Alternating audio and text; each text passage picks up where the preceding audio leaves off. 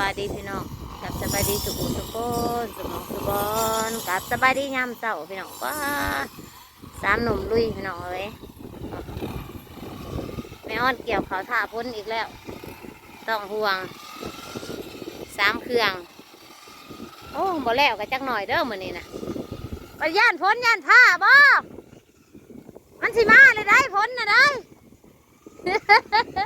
ว่าหยอกไม่อ่อนเชื่องเลยต่อไปต้านะพี่น้องจักสามได้ล่มบ่แล้วนอนบ่แล้ว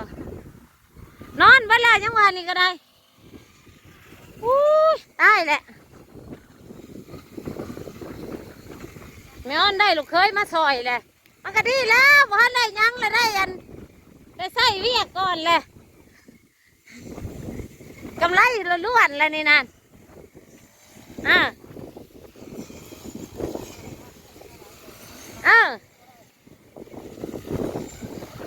ว่าไหนยังเลยได้ใส่เวียกมันนี่มันก็กำไรล้วนๆแล้วโอ้ยเขางามนั่นนี่แหละนี่ฮะ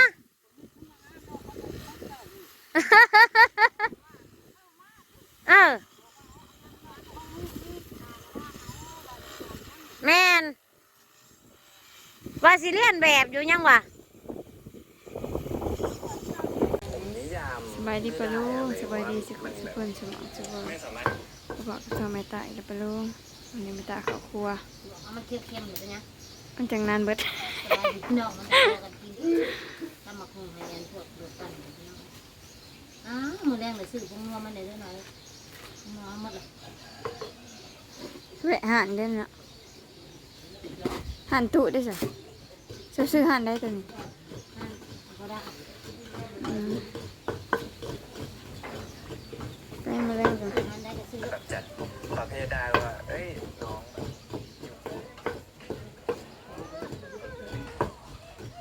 ซื้อห้างก็ปนอนก็ได้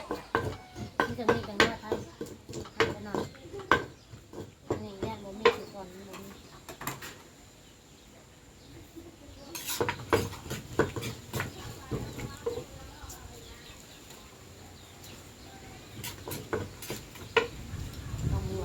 ไม่ต้องห่วง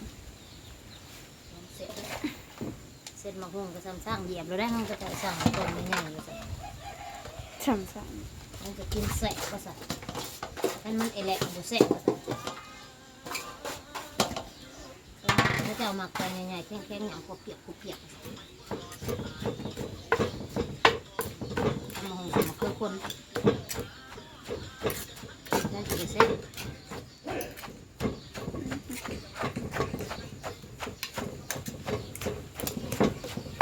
ใหญ่ทำไมขกนะจังหวะเรือ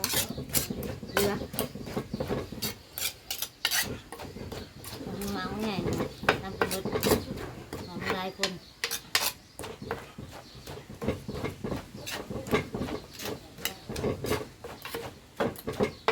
ปลาเค็มมันหมกเข้มหรอกหอมลายอยู่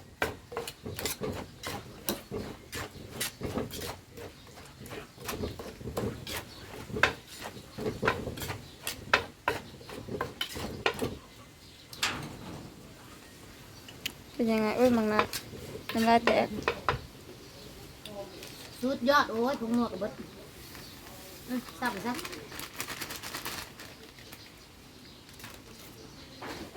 สมมติว่าจังสี่ต้องแซ่บ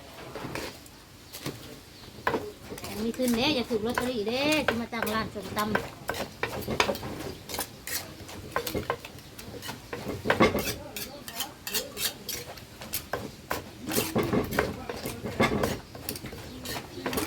ลอตเตอรี่จะใบหนึ่งนี่ขึ้นมาตั้งร้านส้มตำเลยพี่น้องเอ้ยงานหมักบอกกันมันยัง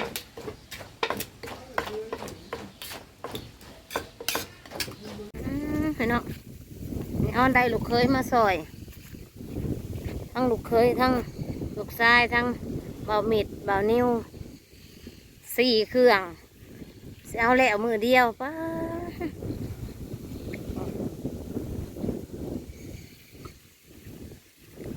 4 เครื่องจวดจัด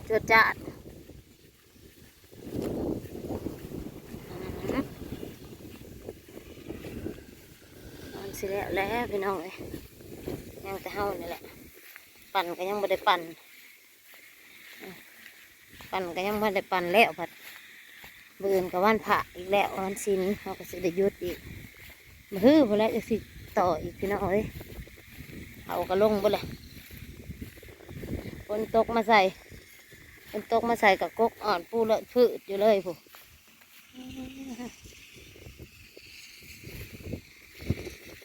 ปูเลยพืชอ่อนเบิด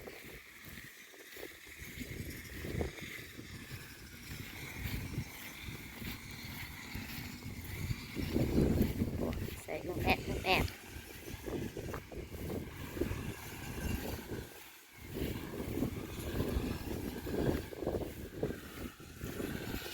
เรียบร้อยมือเดียว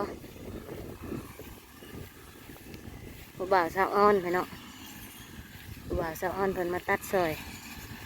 เฮาก็บ่ได้ให้เบิ่งหน้าใกล้ดอกเพราะว่าย่านเขาเจ้าอายพี่น้องเคยใหม่ก็จากอายหน่อยจักหน่อยแหล้วกันเนาะแล้วกัน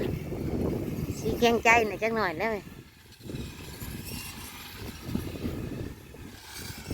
ตัดขาวซอยไม่เท่า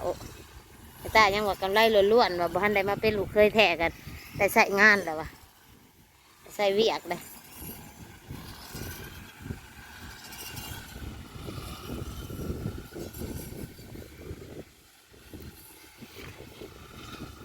จวดจาดเลย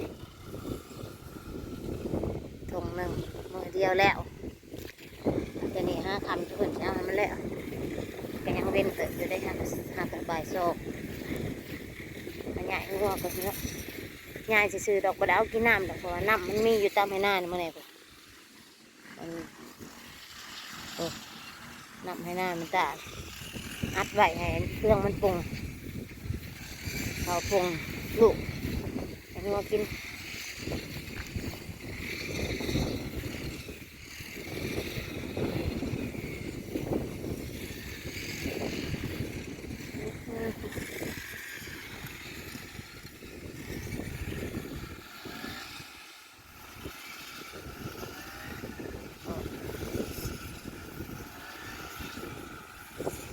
เอาไว้แล้ว4 เครื่องได้ก็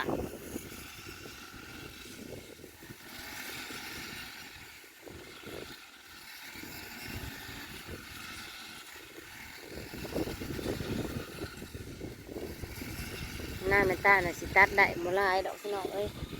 เพราะว่าทั้งขางน้องน่ะก็ล้มทั้งเทิงน่ะก็ล้มตัดได้แต่ทั้งลุ่มนี่แหละจะได้ตัดนี่ค่ะนี่กระถาปันเขายังสั่งมันยังมาสอมรถยังมันได้แล้วอยู่รถใต้คาลานโอ้ยรถพอเขามีใต้ยังบ่แล้วยังมาหลดอันทั้งอันเสียเพิ่นทั้งน้ำโมงมาอีกใต้อีกโอ้ยบ่ได้ใต้ย้อนปันเข่าดอกพี่น้องเอ้ยมันมอดไว้แหละตื่นถ้ามาติดก็บ่ได้บ่ได้ใต้ย้อนปันเข่าไม่ใต้ดอกเครื่องมันยังมีปัญหาแต่โดนแหละเราอะเลยมานั่งลังรออีกโอ้ยเมื่อยเด้นี่น้ำหนังงัวนะกินไปน้ำทงหน้านี่แหละสิขึ้นมาแต่หน้าพี่น้องไปปลูกงัวใหญ่งัวเบิ่งแม่ออน